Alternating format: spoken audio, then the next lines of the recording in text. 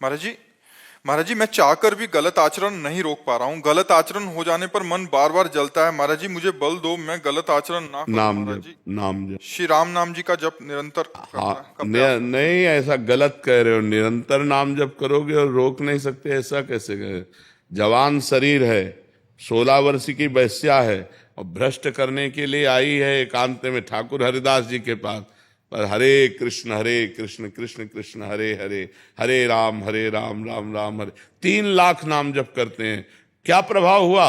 वो वैश्या हरिदासी बन गई, लेकिन हरिदास जी के हृदय में काम उत्पन्न नहीं कर पाए। भगवान नाम में अपार, हाँ, जो संत का हृदय है, ऊसर बरसई तृण नहीं जामा, संत हृदय जिम उपज न कामा। यदि नाम जप करोगे तो ये बात नहीं आएगी कि हम जीत नहीं पा रहे हैं। नाम जप करो, अच्छे से नाम जप करो, भगवान से प्रार्थना करो, मोबाइल से गंदी बातें मत देखो, गंदे बच्चों का संग मत करो, गंदा आहार मत पाओ, तब संयम में आ जाओगे।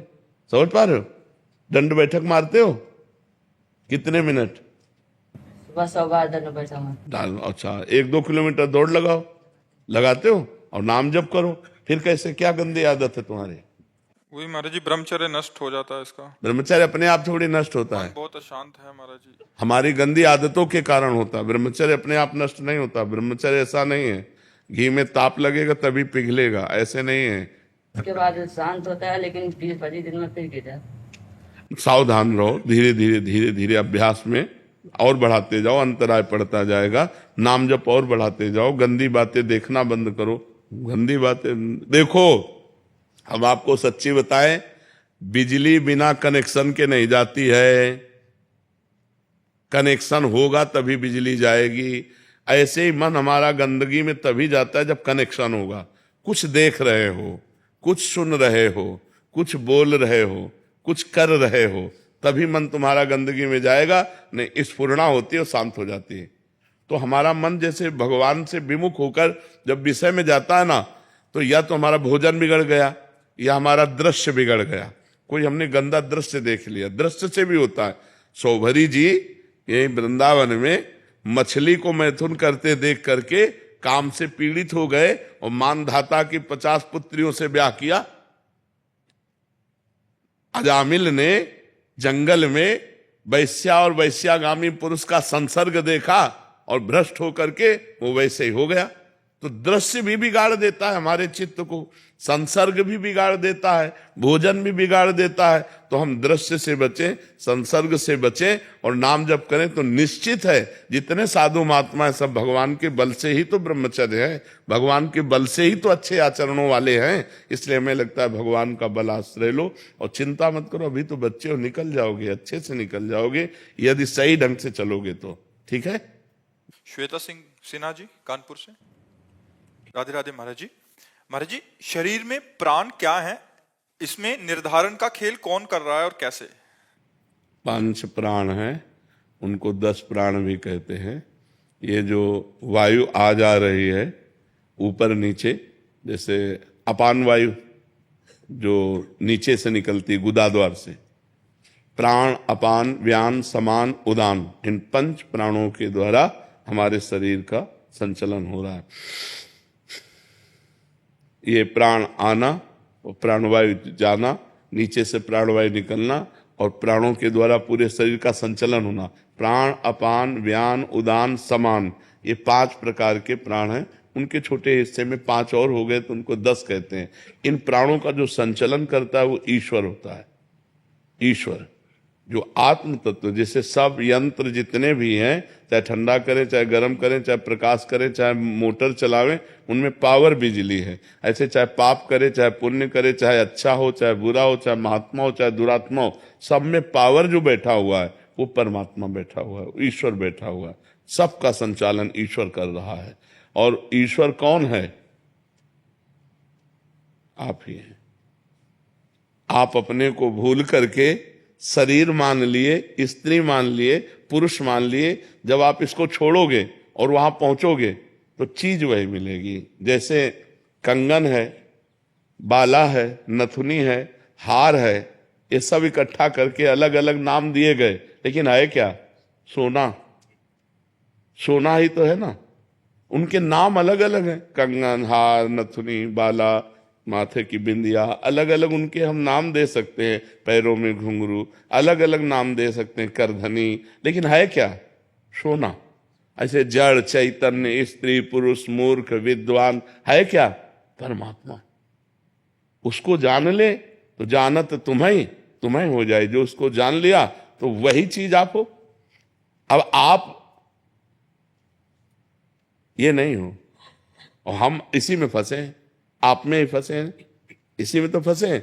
आपका अब जैसे पूछे आपका क्या स्वरूप है, तो आप सीधे परिचय शरीर का देंगे, अमुक जगह जन्मा हूं मैं, अमुक कुल में जन्मा हूं मैं, ऐसा हूं मैं, ऐसा हूं, जबकि आप ये नहीं है।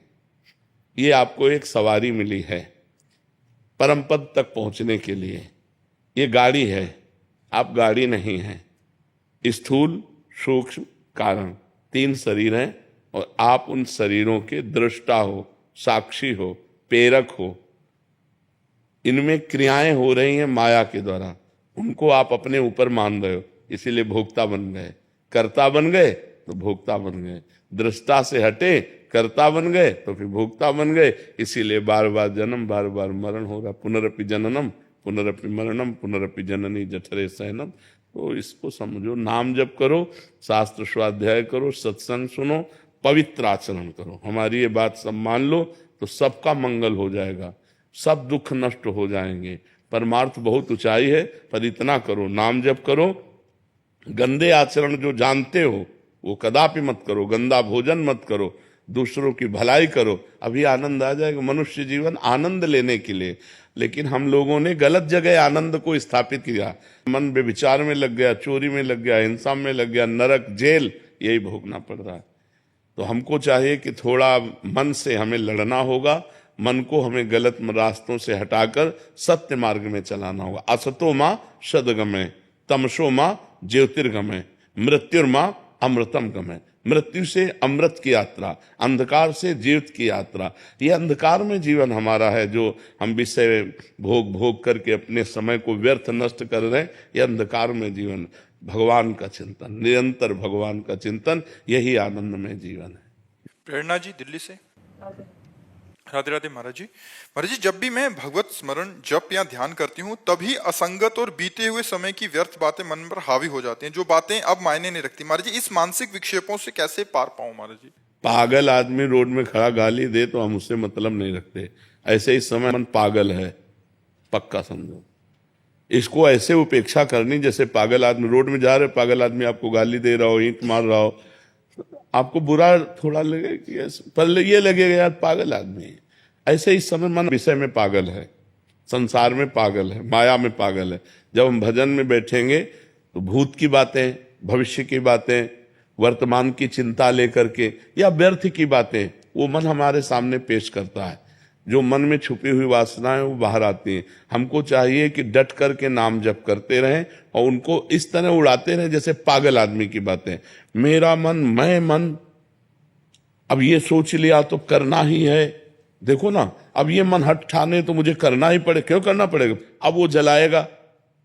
जब आप ना कहेंगे तब वो आपको ताप देगा, आपके हृदय में एक अशांति पैदा करेगा। यम ही न व्यथयन्ते ते पुरुषम पुरुषर्षभ सम दुखा सुखाधीरम स्वमृताय कल्पते। जो उसके द्वारा दी हुई व्यथा को, जलन को सह गया, वही निकल गया, वही मन को वश में कर पाया। और जो उस व्यथा से परेशान होकर जैसा मन का वैसा कर लिया, वो भ्रष्ट हो गया, वो नष्ट हो गया। तो हमको सहना है, इस पागल आदमी की बातें नहीं माननी है। हमको भजन में अपने चित्त को बार बार लगाना है। जहां से मन बार बार हमारा विषयों में जाता है वहीं अपने ध्येय में लगाना ही साधना है। और जब लग जाएगा तब तो कहने की बात नहीं हो, तो आनंद का अनुभव होगा। नितिन शर्मा जी। राधे राधे महाराज जी, दंडवत प्रणाम। महाराज जी, भक्ति की ओर बढ़ते रहने के लिए, उत्साह बनाए रखने के लिए आस्था कैसे विकसित करें जब परिस्थिति प्रतिकूल हो और निराशा से विचलित ना हो? महाराज जी ऐसे देखो, प्रतिकूलता और अनुकूलता ये मन का विषय है। मन जब परमात्मा में लग जाता है तो प्रतिकूलता अनुकूलता की परवाह ही नहीं होती। जब तक प्रभु में मन नहीं लगता है तो मन ही तो प्रतिकूल और अनुकूल दुख सुख का भोगता है। और सावई मना कृष्ण पद अरविंदे हो। यदि इस मन को हम भगवान के चरणों में लगवा दें साधन के द्वारा, तो फिर प्रतिकूलता अनुकूलता दुख सुख इनकी कोई परवाह नहीं रहती। हमारा मुख्य लक्ष्य होना चाहिए हर परिस्थिति स्थिति घटना में हमारा मन प्रभु का चिंतन करे, और ये होता है अभ्यास योगी युक्तेन चेतसा नान्यगामिना। अभ्यास किया जाए कि हमारा चित्त हमारा मन किसी भी परिस्थिति में भगवान का चिंतन न छोड़े। अब वो नाम है, माला है आपके यहाँ गले में, तो आप निरंतर नाम जप करो। इससे हर समय अभ्यास बनाओ नाम जप का।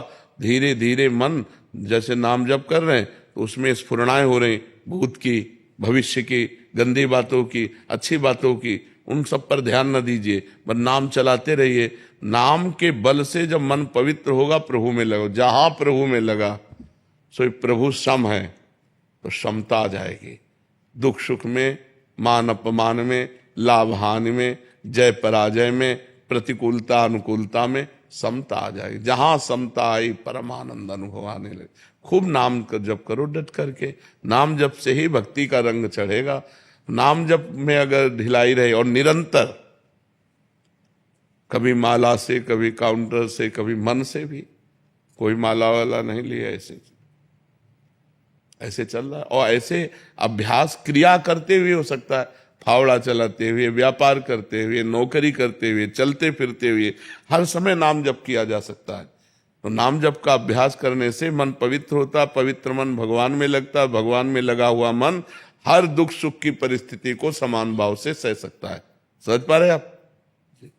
पंडित विष्णुदत्त जी, गढ़मुक्तेश्वर जी महाराज जी, राधे राधे। महाराज जी, मैं ये जानना चाहता हूँ कि ऐसी मान्यता है कि गंगा स्नान करने से इस जन्म और पूर्व जन्मों के पाप नष्ट हो जाते हैं। महाराज जी, इस जिज्ञासा का निदान। हाँ, इसमें कोई संशय नहीं। स्नान तो बहुत दूर की बात है। अगर 400 कोस दूर से गंगा गंगा गंगा ऐसा बोल दे तो निष्पाप होने लगता है। गंगा गंगा यो ब्रूयात योजना नाम सतैरपि। 100 योजन का मतलब होता 400 कोस। 400 कोस दूर से अगर गंगा गंगा गंगा उच्चारण करे तो उसके पाप नष्ट होने लगते हैं। तो गंगा पापम शशि तापम दैन्यम कल्पतरुस्तथा। कल्पतरु गरीबी का नाश करता है, चंद्रमा ग्रीष्मता का नाश करके शीतलता देता है, गंगा पाप का नाश करके पुण्यमय बना देती है। ये तो पक्का बात है कि गंगा स्नान से पाप नष्ट होते हैं, पर पाप की प्रवृत्ति नहीं, इसीलिए लाभ नहीं मिल पाता। समझ पा रहे हो? गंगा स्नान से पाप नष्ट होते हैं पर पाप की प्रवृत्ति नहीं। भगवान के भजन से पाप की प्रवृत्ति का नाश हो जाता है। तो इसलिए गंगा को भी पवित्र करने के सामर्थ्य भगवान के भजन कर। तीर्थी कुर्वन्ति तीर्थानि, जो निरंतर भगवान के नाम जप में डूबे हुए, भगवान के ध्यान में डूबे हुए, वो गंगा में चरण रखते हैं तो गंगा निष्पाप हो जाती है। गंगा पाप हरण करने में परम समर्थ है, इसमें कोई संशय नहीं, पर पाप की प्रवृत्ति नहीं। पाप की प्रवृत्ति का नाश होगा अध्यात्म भजन के द्वारा। जब तक चित्त भगवान में नहीं जोड़ोगे तो गंगा नहा के आए और फिर पाप कर लिए तो लाभ क्या मिला? हाथी का स्नान। हाथी जैसे स्नान करके आया और सूंड में रज लिया, ऊपर डाल लिया, तो स्नान का मतलब क्या रहा? गंगा नहा के आए फिर पाप कर लिए, फिर गंगा नहाए फिर पाप कर लिए। तो वो बस वैसे ही है, स्नान किया और लौट गए धूल में, तो वो बस। तो पाप की प्रवृत्ति का नाश होना चाहिए, और वो नाश होता है भगवान के नाम जप करने से, भगवान की लीला कथा सुनने से, भगवान के भक्तों का संग करने से, भगवान की प्राप्ति की लालसा करने से। और जहां पाप की प्रवृत्ति नष्ट हुई तो आप जहां भी हो गंगा के समान पवित्र हो, गंगा के समान पवित्र करने वाले हो। सातरति सा लोकान तारयति मम भक्ति युक्तो भुवनम पुनातु। लोकों को पावन करने के सामर्थ्य रखता है वो महात्मा जो निरंतर अपने चित्त को भगवान में लगाए हुए है। जी पल्लवी जी, राधे राधे। महाराज जी, महाराज जी, क्या भगवान के प्रति श्रद्धा सिर्फ पूजा ध्यान या व्रत के जरिए ही दिखाई जा सकती है, या मन में भी ध्यान और भक्ति से भी उतना ही प्रभाव पड़ता है? पूजा और बाहरी जो क्रियाएं हैं ये भगवान की भक्ति के सदाचार हैं, लेकिन वास्तविक भक्ति है आंतरिक, जो अंदर से भगवान का चिंतन है, अंदर से भगवान के प्रति अपनापन है। मैं भगवान का, भगवान मेरे, यही वास्तविक भक्ति है। बाहरी तो दिखावा भी हो सकता है, बाहरी तो नाटक भी हो सकता है, भक्ति का वही स्वरूप परम पूजनीय वंदनीय है जिसमें यह है कि मैं भगवान का, भगवान मेरे, और रात दिन जितनी चेष्टाएं हो रही वो सब भगवान को अर्पित करे। तदर्पिता अखिलाचारिता, जितने आचरण हैं वो भगवान को अर्पित करे।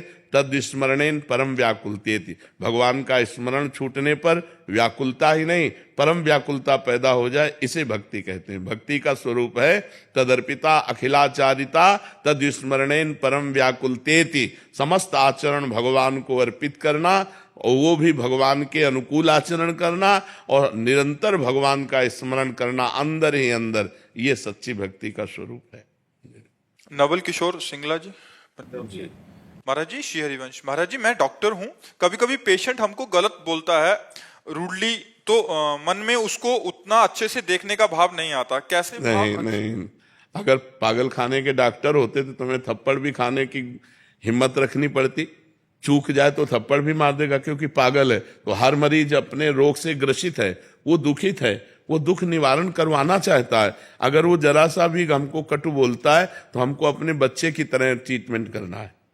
जैसे हमारा छोटा बच्चा नाराज होकर हमारी दाढ़ी नोच ले, हमारे थप्पड़ मार दे, हमारे गाली दे दे, उस समय ऐसा नहीं कि इसने गाली दिया या इसने आदर किया। आपका कर्तव्य है कि उस मरीज के दुख का निवारण करे। वो भले आपको गाली दे, भले आपकी निंदा करे, भले आपके ऊपर थूक दे, भले आपको मारने की चेष्टा करे, और उसका ट्रीटमेंट तो ऐसे ही कीजिए जैसे एक आपका कोई आदर करने वाला हो उसका कहते, क्योंकि वो नहीं जानता बेचारा, वो तो दुख से ग्रसित है और दुख में पागल होकर वो आपको गाली भी दे सकता है। वो दुखी है, वो परेशान व्यक्ति है, परेशानी निवृत्ति के लिए आपकी शरण में आया है और आप डॉक्टर हैं तो आपको चाहिए अपनी गुस्सा को अंदर दबाते हुए ठीक उपचार करना जिससे वो स्वस्थ हो जाए। इससे भगवान की कृपा पर होगी। वो व्यक्ति क्या कृपा करेगा? कृपा तो भगवान करेंगे तभी तो उन्नति होगी। आप, भगवान देख रहा है कि आपको उसने गाली दिया लेकिन आपने उसके साथ व्यवहार अच्छा किया, तो आपकी इस अच्छाई पर भगवान रीझ कर आपकी उन्नति कर देंगे, लौकिक और पारलौकिक दोनों उन्नति कर देंगे। दिशांत सिंगला जी। राधे राधे। राधे राधे महाराज जी। महाराज जी, भगवान की कृपा से नौकरी अच्छी है, काम में भी खूब मन लगता है, दया और सेवा भाव भी है, पर एक प्रश्न है, क्या युवावस्था में पति पत्नी को दान और सेवा में लगाना चाहिए? हम ये पूछ रहे हैं क्या युवावस्था में मरता नहीं है क्या कोई? हम इतना पूछ रहे हैं कि जवानी में क्या मृत्यु नहीं होती क्या? तो तुम्हारा पद जाएगा, नौकरी जाएगी तुम्हारे साथ, रुपया, पत्नी, मकान, तो खाली हाथ तो रह गए। तो हमको जब से होश हो जाए तब से नाम जप करना चाहिए, और अगर हमारे पास 4 रोटियां हैं तो 1 रोटी भूखे को देना चाहिए। मनुष्य हैं हम कोई पशु पक्षी नहीं है। अगर 4 रोटी भगवान ने हमें दी है तो 1 रोटी हम किसी भूखे को देकर, पशु पक्षी गाय मनुष्य किसी को हम 1 रोटी खवा सके, इतना हमें योग्यता होनी चाहिए और नाम जप होना चाहिए। इसमें जवानी बुढ़ापा किसी कोई लेना देना नहीं, कभी भी हम मर सकते हैं। हमको परलोक की तैयारी करनी है, यहाँ का यही सब रह जाएगा, हमारे साथ कुछ नहीं चलेगा। तो जो चलेगा वो तो कमा ले, चलेगा दूसरे के प्रति दिया हुआ दान, चलेगा परोपकार, चलेगा भगवान नाम, चलेगा दूसरे के कष्ट में जो परोपकार किया वो तो आपके साथ। जो धन है, ये इनका कहना आगे कि जो धन है उसको अपने बच्चों के भविष्य के लिए रख दें या कुछ हिस्सा निकालिए, 100 में 10 रुपया निकालिए, 100 में 10 रुपया निकालिए कि पशु पक्षियों को, गौ सेवा, मनुष्य सेवा, जहाँ ऐसे बीमार लोग हैं जिनके पास पैसा नहीं है, तो हम अगर 10-10 रुपया इकट्ठा करके और अगर हम 500 रुपया 2-4 महीने में किसी मिशन में दे देते हैं तो हमारा धर्म कार्य में लग जाएगा। उसके विभाग कीजिए। मान लो 100 रुपया है तो 25 रुपया वर्तमान के भोग के लिए और 25 रुपया बच्चों के लिए और 25 रुपया जिस व्यापार को कर रहे हो उसको बढ़ाने के लिए, 75, अब 25 बचे, अब इसमें कुछ मनोरंजन में लगा दीजिए, कुछ दान पुण्य में लगा दीजिए। तो उसका विभाग कीजिए, धन का विभाग कीजिए। ऐसा थोड़ी कि अगर बच्चों को करोड़पति होके सुखी होना है तो तुम 54 न जमा करो, करोड़पति होके सुखी हो जाएंगे, और अगर उनको फुटपाथिया बनना तो वो ऐसे आचरणों से युक्त हो गए। तो हमें लगता है बच्चों के संस्कार बनाने चाहिए, इतना प्रवीण बनाना चाहिए कि वो अपने पैरों के बल खड़े होकर के खुद कमाना सीखें। बैंक बैलेंस खास बात नहीं है, बच्चों के लिए बैंक बैलेंस खास बात नहीं, वो प्रमादी बना देगा। बच्चों को जरूरी है कि उनको इतना, भले कुछ नहीं आता तो लेबरी करो, तुम्हें कुछ नहीं आता एक साइकिल सुधारना सीखो, कुछ कर्तव्य करना सीखो। यह नहीं है कि हम रईस है, नहीं, छोटा से छोटा काम बच्चों को सिखाना चाहिए कि कल की परिस्थिति यदि ऐसी आवे तो तुम प्रवीण होकर भोजन पा सको। बैंक बैलेंस के सहारे तुम प्रमादी या अभिमानी मत बनो। कुछ हिस्सा पिता ने जैसे हमको प्रॉपर्टी दी है ऐसे हम अपने बच्चों को दें, हमारा कर्तव्य है। ऐसे वो बात तो ठीक है, लेकिन बच्चों की यदि उन्नति चाहते हो तो संस्कार उनमें बनाओ, उनमें आध्यात्मिक संस्कार बनाओ, उनमें मानवता भरो, उनमें सद्गुण भरो, तभी वो सुखी रहेंगे। नहीं तो देखो, एक गलती की आजीवन जेल, क्या करेगा तुम्हारा बैंक बैलेंस? बच्चे ने एक गलती कर दी, आजीवन कारावास, अब तुम्हारा बैंक बैलेंस, तुम्हारी पढ़ाई लिखाई सब करवाई बेकार हो गई ना। उनमें संस्कार भरो, उनमें सद्गुण भरो, उनमें परोपकार की भावना बनाओ, जिससे वो हिंसा, व्यभिचार, व्यसन से मुक्त होकर वो अब मंगलमय जीवन जिए। पलक अरोड़ा जी दिल्ली से। जय श्री राधे। महाराज जी आपके चरणों में कोटि कोटि प्रणाम। महाराज जी एक समस्या है, शुरुआत में नाम जप का आनंद मिल रहा था और भाव में रोना भी आता था। कुछ समय से नाम कम होने लग गया है और मन भोगों की तरफ आकर्षित होता है। निर्णय नहीं ले पा रहा हूं कि कोई अपराध बन गया है या बैटरी डाउन हो गई है। महाराज जी मेरा मार्गदर्शन। ऐसा नहीं होता, 3 गुणों का प्रभाव है। जब सतोगुण की वृद्धि होती है तो भजन में रुचि होती है, जब रजोगुण की वृद्धि होती है तब भोगों में रुचि होती है, जब तमोगुण की वृद्धि होती है तो निद्रा, आलस्य, प्रमाद की रुचि होती है। तो इस समय आपका खान पान, व्यवहार, मिलना जुलना, रजोगुण अधिक हो गया, सतोगुण दब गया, तो रजोगुण की वृत्ति भोग प्रवृत्ति, भोगों की तरफ प्रवृत्ति जाना, भजन में रुचि न रहना, बाहरी बहिर्मुख बने रहना, ये रजोगुण का लक्षण है। तो सतोगुण में आओ, बाजार की चीजें खाना बंद करो, जो बाजार के भोजन बने हुए हैं उनको पाना बंद करो, रजोगुणी टीवी दृश्य देखना बंद करो, रजोगुणी लोगों से मिलना, तो नाम जप करते हुए उनमें भगवत भावना करते हुए, तो हम सतोगुण का पहले संग्रह करें, तो सतोगुण से फिर हम त्रिगुणातीत हो सकते हैं। पहले सतोगुण के द्वारा रजोगुण तमोगुण का त्याग करें, और जब निरंतर सतोगुण में स्थिति बनी रहेगी तो फिर हम सतोगुण के द्वारा त्रिगुणातीत हों। भगवदा आनंद, एक रस आनंद त्रिगुणातीत होता है। समाधि त्रिगुणातीत पुरुष की लगती है। पहले हम अपने मन को बार बार बार बार रजोगुण से जो विक्षिप्त हो रहा है उसको बचाए, रजोगुण से बचाए। सात्विक, अल्पाहार, अर्दच्छा लाभ संतुष्टो, द्वंद्वातीतो विमत्सरा, जैसी भी स्थिति उसमें हम संतुष्ट हैं। मान अपमान में, लाभ हानि में, दुख सुख में समान भाव है। विमत्सरा, किसी से ईर्ष्या नहीं है, और निरंतर नाम जब चल रहा है, खान पान बड़ा पवित्र है, तब कहीं हमारा भजन परिपक्व होता है। अब जब मन आया भोग भोग लिए, जब मन आया जो खा लिया, जो मन आया देख लिया, जो मन आया सुन लिया, जो मन आया जैसे आचरण कर लिए, तो भी इससे भजन तो नहीं होने वाला, भजन तो परिपक्व नहीं होने वाला। भजन तो बहुत पवित्र वस्तु है, उसमें जब लक्ष्य बनेगा भगवत प्राप्ति, और अतिशय रगड़ करे जो कोई, तो अनल प्रगट चंदन ते होए।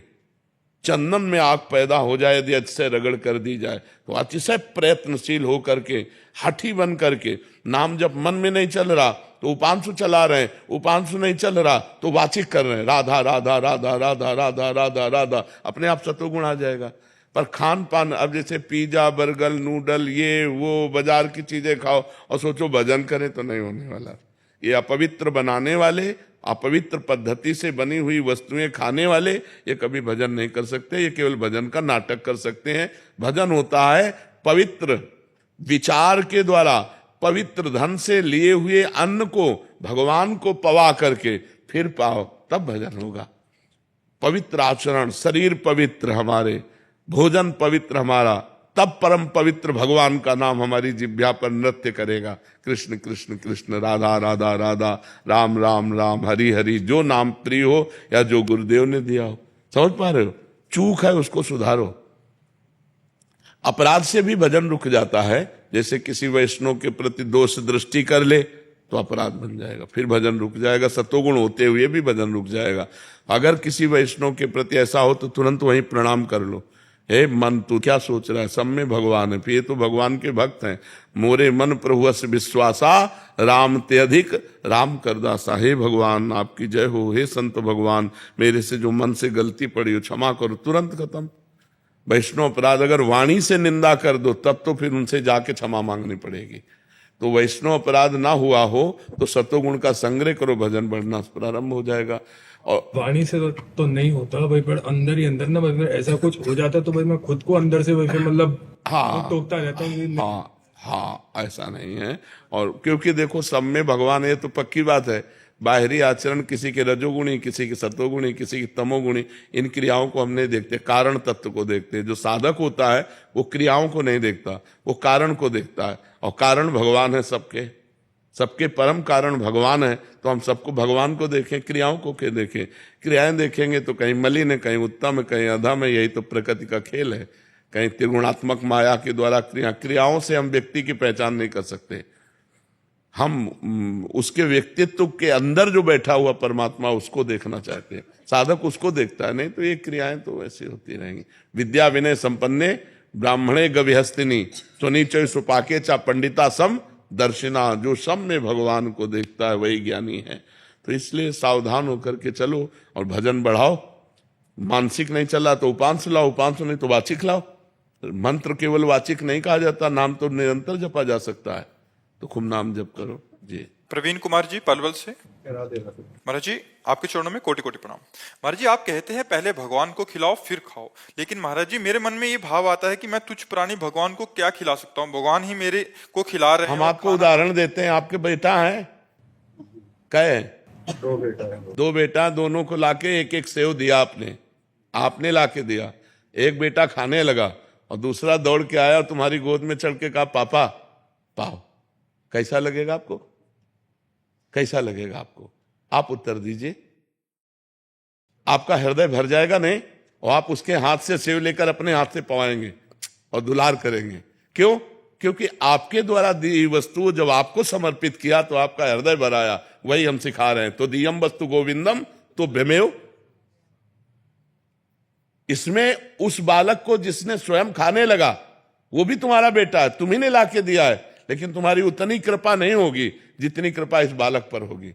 यार इतना छोटा सा बालक और दौड़कर हमारी गोद में आकर हमको पवाने लगा, मतलब तुम्हारा हृदय न्यौछावर हो जाएगा कि नहीं? वही हम कर रहे हैं कि भगवान का हृदय तुम पर न्यौछावर हो जाए। तो भगवान के द्वारा दी हुई वस्तु भगवान को प्यार से पवाओ तो तुम्हारे ऊपर न्यौछावर हो जाएंगे।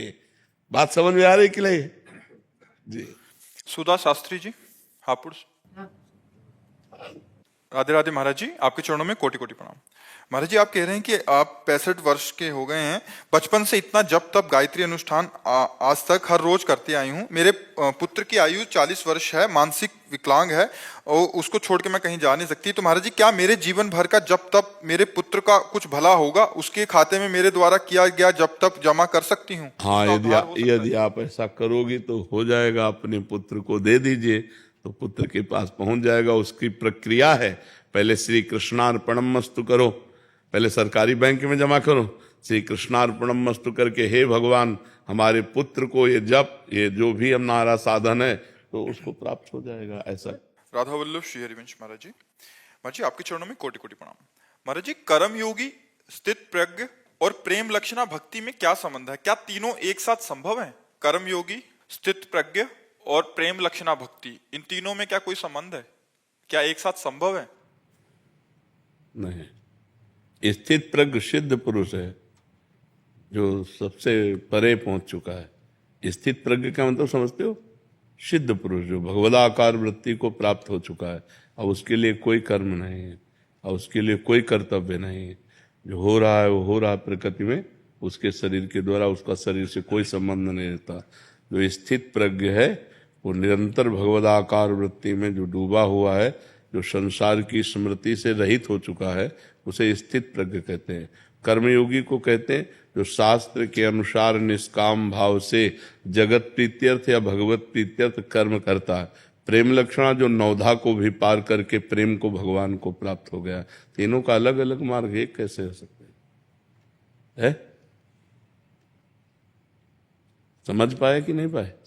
हाँ, कर्मयोगी अलग बात है, और उसी की परिपक्व अवस्था जो सिद्ध पुरुष हो चुका है उसे स्थित प्रज्ञ कहते हैं, और जो भक्ति का सिद्ध पुरुष है उसे प्रेमी कहते हैं, जो भगवान में प्रेम को प्राप्त हो गया है। जो योग से सिद्ध और स्थित प्रज्ञ है, जो कर्म योग है वो शास्त्र सिद्धांत के अनुसार किया हुआ जगत प्रीत्यर्थ साधन को कर्म योग कहते हैं। वो अभी सिद्ध थोड़ी हुआ, सिद्ध पुरुष को स्थित प्रज्ञ कहते हैं। और भक्ति के नवधा को भी जो पार कर गया है वो प्रेम लक्षणा भक्ति को प्राप्त होता है।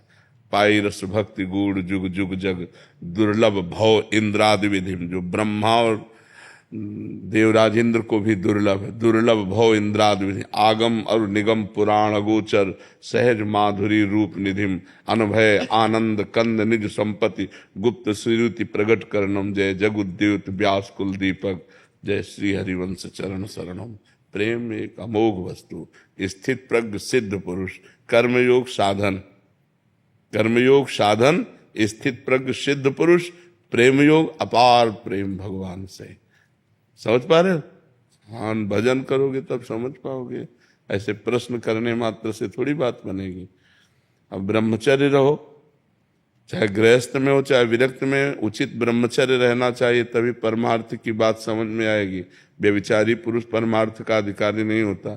जो मूढ़ पुरुष होता है, भोगी पुरुष होता है, वो उसकी पशुवत बुद्धि होती है, वो अध्यात्म को ग्रहण करने की योग्यता खो देता है। जो भोगेश्वर प्रसक्ता नाम तया प्रहत चेतसाम व्यवसायत्मिका बुद्धि समाधौ न विधीयते, जिसकी चित्त वृत्ति अपरहित हो गई है भोग और ऐश्वर्य में, वो भगवत प्राप्ति का संकल्प भी नहीं कर सकता।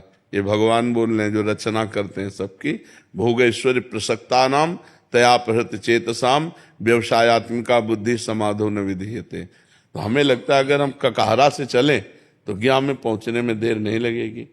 बहुत घटिया स्थिति का हमारा जो मन है उसको हमको स्थित प्रज्ञ तक ले जाने के लिए साधन में लगाना पड़ेगा, केवल बात करने से थोड़ी दूर होगा। तो इसलिए हमें ककहरा से चालू करना चाहिए, तो हम ज्ञान तक सही में पहुंच जाएंगे। हमारा अधिकार है, जितनी भी स्थितियां हैं मनुष्य योनि को ही प्राप्त करने के लिए लिखी हैं। हम साधन पक्ष में चलें, और बहुत बढ़िया है कि आप अध्यात्म में रुचि रखते हैं, पर साधन पक्ष को पुष्ट कीजिए। नाम जप करो और ब्रह्मचर्य से रहो जब तक ब्याह हो तो फिर उचित ब्रह्मचर्य का खंडन करना चाहिए। ब्रह्मचर्य एक अमोघ शक्ति है, वीर शक्ति ही भगवान के मार्ग में, संसार के मार्ग में जहाँ जिधर चाहे उधर उसको महाबलशाली बनाती है। अंदर से आत्मबल ब्रह्मचर्य बल है, और आज सब बेविचार बल में उतर चुके हैं। ब्रह्मचर्य की तो धज्जियां ऐसी तैसी कर रहे हैं, चाहे वो बच्चा हो चाहे वो बच्ची हो, केवल खिलवाड़ मनोरंजन के द्वारा ब्रह्मचर्य का नाश। कैसे अध्यात्म के, कौन अध्यात्म में चलना चाहता है? सब नाना प्रकार की वासनाओं के बसीभूत होकर के व्यभिचार, व्यसन, हिंसा, चोरी, मनमानी आचरण में उतरे हुए। अध्यात्म बहुत पवित्र मार्ग है जिसमें इंद्रियों का दमन, मन का दमन करके फिर सच्चिदानंद स्वसुख में वर्णन किया। ये सब नरक के हेतु हैं, अध्यात्म परम पद में पहुंचाने वाला है। तो हमें बहुत सावधानी से चलना चाहिए। ठीक है। हरिदास जी महाराज बरसाना से, राधे राधे महाराज जी। महाराज जी दंडवत प्रणाम। महाराज जी, लाडली जी के लिए खूब रोना तड़फना आए, इसके लिए कैसे कृपा होगी? सेवा बन जाए। लाडली जी की सेवा में अगर हमें कहीं सौभाग्य मिले, या घर में सेवा विराजमान करे, सेवा से जो प्रीति होती है और प्रीति से रोना आता है, तड़पना आता है, तो अगर हम श्री जी के श्रीअंग सेवा प्रकट, श्री विग्रह सेवा प्राप्त कर ले, और वो भी निष्ठापूर्वक, जैसे जयमल जी निष्ठापूर्वक ठाकुर सेवा करते थे, सेवा में विघ्न न पड़ जाए इसलिए उन्होंने नियम लागू कर दिया था कि 10 घड़ी जिस समय में सेवा में जाऊंगा, अगर उस समय किसी ने किसी भी तरह की सूचना दी तो उसे जान से मार दिया जाएगा। 10 घड़ी, 1 घड़ी 24 मिनट, तो 10 घड़ी 4 घंटा, 4 घंटा होते, 4 घंटा वो ऐसी सेवा करते थे कि कोई भी उनको सूचना भी नहीं दे सकता था, इतनी सेवा में संलग्नता। अब जहां प्रवेश हुए, ठाकुर जी का पट बंद किया, और वरी स्नान श्रृंगार 4 घंटे पूरी तन्मयता पूर्वक सेवा करते, साष्टांग दंडवत करते, और जब बाहर निकलते तब कोई बात कर सकता था। ये माडोर एक राजा, माडोर का राजा था, उनका भाई था, उसके मन में आया कि 4 घंटे कोई सूचना दे नहीं सकता और 4 घंटे में हम विजय प्राप्त कर लेते हैं। तो उसने आसो पास जो है जयमल जी की राजधानी को घेर लिया। अब जब ये सूचना पहुंची तो अब किसी की हिम्मत नहीं कि सेवा में वो हैं और जाए, क्योंकि मार डाला जाएगा। तो सबने कि युद्ध करने में तो हम समर्थ है, पर बिना राज आज्ञा के युद्ध कैसे प्रारंभ हो। और जयमल जी का नियम था 4 घंटे कोई सूचना नहीं दे सकता, नहीं तो मारा जाएगा। तो ये हुआ, राजमाता से प्रार्थना की कि आपको नहीं मारेंगे, जो जयमल जी की माँ थी, आप जाके केवल आज्ञा भर ले आओ। तो वो गई और उन्होंने कहा शत्रु पक्ष ने चारों तरफ से राजधानी को घेर लिया है, आप आज्ञा दीजिए क्या किया जाए। तो उनका राम जो करेंगे वो सब भली होगी। पीछे मुड़कर नहीं देखा, सेवा नहीं रोकी और कहा जो राम करेंगे वो भली ही होगी, भगवान जो करेंगे वो भली ही होगी, जाओ। वो वापस चली गई। तो आज्ञा तो हुई नहीं। तो भगवान ने जब देखा कि मेरे आश्रित इतना मेरी सेवा में संलग्नता, तो स्वयं भगवान राजपूत सिपाही का वेश धर करके जयमल जी के घोड़े पर चढ़े और जाकर के युद्ध किया, सबको मूर्छित कर दिया, घायल कर दिया, मारा एक को भी नहीं, सब मूर्छित हो गए बाणों की वर्षा से, सब। अब जयमल जी जब 4 घंटा अपनी सेवा करके निकले, तब उन्होंने कहा हमारा घोड़ा लाओ, मैं अभी शत्रु पक्ष को उत्तर देता हूं। तो घोड़ा हाँफ रहा था और पसीना से लथपथ था। तो उनका ऐसा लग रहा है ये तो बहुत युद्ध करके आ रहा है, ये घोड़ा हाँफ क्यों रहा है हमारा। किसी ने कहा इसका तो कोई पता नहीं, पसीना पसीना घोड़ा। तो दूसरा घोड़ा, राज घोड़े तो बहुत होते हैं, दूसरा घोड़ा मंगाया और जब वहां गए तो सब मूर्छित पड़े। तो जो शत्रु पक्ष का राजा था उसको चेतना दिलाई, जो ही चेतना दिलाई सो जयमल जी के हाथ जोड़ के कहा मुझे एक बार उस सैनिक के दर्शन करा दो, जो आपका एक सिपाही आया इतना बलवान कि सबको मूर्छित कर गया, मारा किसी को नहीं, और हमको तो बाणों से भी घायल किया और अपने नेत्रों से भी घायल किया। एक बार हमको अपने सिपाही के, श्याम सिपाही के दर्शन करा दो, वो जो श्याम रंग का था। तो जयमल जी ने कहा श्याम रंग का सिपाही। तो उनकी समझ में आया वो तो मेरे भगवान थे जिनकी मैं सेवा में था। लौट के आए, घोड़े की परिक्रमा की, आरती उतारी कि भैया मेरे को तो आज तक दर्शन नहीं हुए, लेकिन तेरे को दर्शन भी हो गए और तेरे को स्पर्श भी प्राप्त हो गया। बार बार घोड़े का आलिंगन किया, घोड़े की आरती उतारी, घोड़े की दंडवत की। तो जब हम भगवान की सेवा में इस तरह तन्मय होते हैं कि हमें कुछ भी हो जाए हम सेवा से नहीं निकल सकते, तब हमें प्रीति हो जाती है और फिर भगवान बाहर ले लेते हैं। अभी मान लो अगर निष्ठा ना होती तो सूचना हो मिलते कि शत्रु पक्ष ने घेर लिया है, तो सेवा छोड़कर युद्ध के लिए, तो फिर यह घटना थोड़ी घटती। इतनी सेवा में तन्मयता हो कि किसी भी तरह से हम सेवा में विक्षेप न सहे और लाडली जी से हम तो प्रीति हो जाएगी।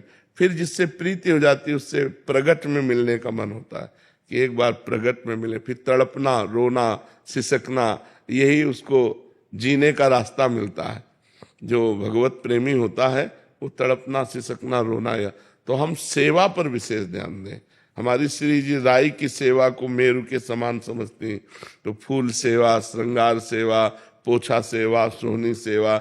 जैसे आप बरसाना में विराजते हैं तो लाडली जी के महल में कुछ न कुछ सेवा लिए, प्रगट में श्री जी ठाकुर जी विराज, घर पे विराज, हाँ, तो फिर उनकी सेवा करो खूब। सेवा में, सेवा से ही प्रीति होती है और प्रीति में ही तड़पना रोना होता है। सेवा पहले श्री जी लाडली जी का अनुभव होते थे, अब कुछ दिनों से अनुभव हमारे होता है। तो देखो खान पान तो नहीं बिगड़ गया, कोई रसिकों का अपराध मानसिक तो नहीं बन गया, नहीं तो ये तो प्रतिक्षण वर्धमानम, प्रतिक्षण वर्धमान माने बढ़ना चाहिए। ये रुक क्यों गया, घट क्यों गया, तो 2 ही कारण होते हैं। एकदम रुक जाना तो किसी रसिक के प्रति हे भाव भी हो गया तो रुक जाएगा। जैसे हरिराम व्यास जी के हृदय में एक बार कबीरदास जी के प्रति भाव आया कि तो निर्गुणिया संत हैं, निर्गुण निराकार भगवान की उपासना करते हैं, ये निकुंज प्रेम रस ऐसा। तो हरिराम व्यास जी के हृदय की लीला रुक गई जो प्रभु की चलती थी। तब हरिवंश महाप्रभु से कहा, तो हरिवंश महाप्रभु ने कहा भगवान के किसी लाड़िले का अपराध बन गया, तो उनका ऐसा तो हम क्यों वैष्णव अपराध करेंगे, तो उनका ध्यान कर, तो उनका कबीरदास जी के प्रति ऐसा कहा, बोले यही अपराध बन गया। तो अब कबीरदास जी को रिझाओ, तो यमुना किनारे फिर कली में साचो भक्त कबीर ऐसे पद की रचना करके गायन किया। तो यमुना जी की धारा से कबीरदास जी प्रकट हुए। तो कबीरदास जी ने कहा कि भगवान अलग अलग संतों को अपने नाम रूप लीला धाम का प्रचार प्रसार करने के लिए भेजते हैं। इसका मतलब ये थोड़ी है कि भगवान उसको रस से वंचित कर देते हैं। सब रस का अधिकारी भक्त होता है, तब वो समझे। तो कहीं किसी संत भक्त वैष्णव के प्रति थोड़ी हमारी मलिन बुद्धि हो जाएगी तो फिर हमारा जो है भाव रुक जाएगा, फिर हमारे चिंतन में कमी आ जाएगी। महाराज जी, भौतिक जीवन में समाज में हमारे विचार सामने वाले के प्रति अच्छे होने पर भी कभी कभी सामने वाले के भाव हमारे प्रति गलत होते हैं। तो क्या हमें फर्क पड़ता है? हमें क्या फर्क पड़ता है? गलत और अच्छे की पहचान करने में कभी कभी गलती हो जाती है और उसके भाव हमारे प्रति गलत हैं, ये समझ बाद में आती। नहीं, हमें कोई फर्क नहीं पड़ता। तेरे विचार गलत हो तो हो, हमारे विचार तेरे लिए अच्छे हैं ना, फिर हमारे कोई फर्क की बात नहीं। हमारे द्वारा गलती नहीं होनी चाहिए। इसके बाद कोई गलत करता है तो मेरे रक्षक भगवान हैं, मेरा कोई बाल बांका नहीं कर सकता है। अब हमने आपके प्रति अच्छा बर्ताव किया, आप हमारे प्रति बुरा बर्ताव कर रहे हैं, तो हमें आपके प्रति शिकायत नहीं। मेरा कोई कर्म है जिसका परिणाम मुझे भोगना है, आपको निमित्त बना करके वो कर्म हमारे ऊपर लागू हो रहा है, हम आपको कभी दोषी नहीं ठहराएंगे। ये परमार्थ है, अध्यात्म है। हाँ, आपका स्त्री शरीर है, स्त्री शरीर में यदि कोई किसी भी तरह की काम जनित हरकत करता है तो उसको बर्दाश्त करने की जरूरत नहीं है। हमारे सरकारी कानून हैं, उन कानूनों का सहारा लीजिए और बचिए। पहली हरकत में ही उसको दंड देने का विधान कीजिए, दूसरा कदम बढ़ाने की कोशिश ना होने पावे। ये अध्यात्म को समझिए। अध्यात्म का आंतरिक विषय अलग है और बाह्य विषय अलग है। व्यवहार का विषय, जैसे आपका स्त्री शरीर है और आपको कोई छेड़ रहा है, आप कह दो क्षमा, तो दूसरी बार पकड़ लेगा वो आपको। और कानून इस समय भारत की स्त्रियों के प्रति बहुत सपोर्ट में है, बहुत सपोर्ट में है। बहुत सुंदर सुंदर कानून बने, दुरुपयोग न करें। लेकिन अपने प्रति अगर कोई ऐसा अक्षम्य अपराध करने की सोचे तो उसको रास्ता ना दे, क्योंकि आजकल राक्षसी बुद्धि बढ़ रही है, बच्चियों के प्रति बड़ा क्रूर स्वभाव बन रहा है। हाँ, तो हमारा बिल्कुल पहले कदम में ही, पहली दृष्टि में ही आप तुरंत कानून का सहारा लो और उनको दंड दिलवाओ। ये ऐसे लोग क्षमा के पात्र नहीं होते। एक डर सा बन जाता है महाराज जी कि हमारे परिवार को कोई विक्षेप ना कर दे या ऐसा। जो होगा देखा जाएगा। भगवान है, सबके सोचने मात्र से थोड़ी हो जाता है। अगर नाश लिखा होगा तो नाश हो जाएगा। ऐसे कैसे तुम नाश करोगे? तुम ब्रह्मा हो क्या? तुम भगवान हो क्या? देखेंगे हम। बिल्कुल डरपोक नहीं बनना चाहिए, बिल्कुल हिम्मत रखना चाहिए। देखेंगे अगर हम ऐसे हो, देखो बिल्कुल बिल्कुल फिट तैयार रहना चाहिए। मरना जिस दिन है उसी दिन मरेंगे, लेकिन इसके बीच में तुम हमको हस्तक्षेप करोगे, बिल्कुल कड़क रहना चाहिए। और अगर ये जरा भी इस तरह का कि एक दो लोग है हस्तक्षेप कर रहे हैं तो किसी तरह बचकर निकलना चाहिए और इसके बाद फिर सरकारी सहयोग लेकर के अपने बचाव पक्ष को रखना चाहिए। ये समाज अब ऐसा नहीं क्षमा करने लायक। अब नए नए बच्चे बहुत उद्दंड होते चले जा रहे हैं, बहुत उद्दंड। नशा करने लगे हैं, गंदी बातें देखते हैं मोबाइल में और उसी का प्रयोग प्रैक्टिकल करना चाहते हैं। तो गंदे गंदे आचरण, गंदी गंदी बातें हो रही, तो हम बहनों से प्रार्थना करते हैं बिल्कुल क्षमा मत करो। जी एक समाधान और दे दीजिए महाराज जी, हमसे गलती हो गई और सामने वाला हमें बहुत ब्लैकमेल कर रहा है और फिर गलती पे गलती बन रही है, ऐसी स्थिति में हम डिप्रेशन में बिल्कुल ब्लैकमेल नहीं होना चाहिए। अगर हमसे गलती हो गई तो एक बार गलती हो गई, माना कि तेरे साथ एक बार गलती हो गई तो ये थोड़ी मम्मी जाने पापा जाने विश्व जाने तो बार बार थोड़ी हम ब्लैकमेल होते रहेंगे। एक बार हमसे त्रुटि हो गई, एक बार गलती हो गई, दबना नहीं चाहिए कि एक बार हमसे गलती होगी हम भेद खुल जाएगा। महाराज जी, मेरी 17 साल की बेटी है जी, वो जैसे एक्टिवा पे जाती है, वो मुझे घर आके बोलती है मम्मा पापा की उम्र के हाँ भी ऐसे गलत बिल्कुल बिल्कुल बिल्कुल बिल्कुल बिल्कुल नहीं।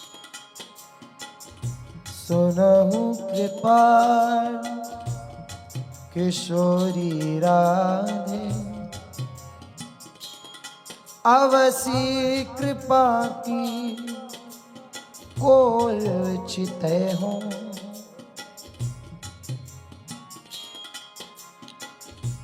इतना तो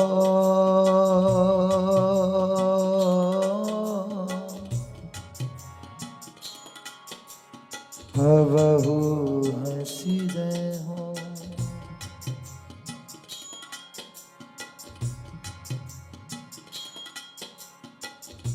तुम मोही मिलो मिलो ना कृपा निधि मोको ढूंढत तो भटके हो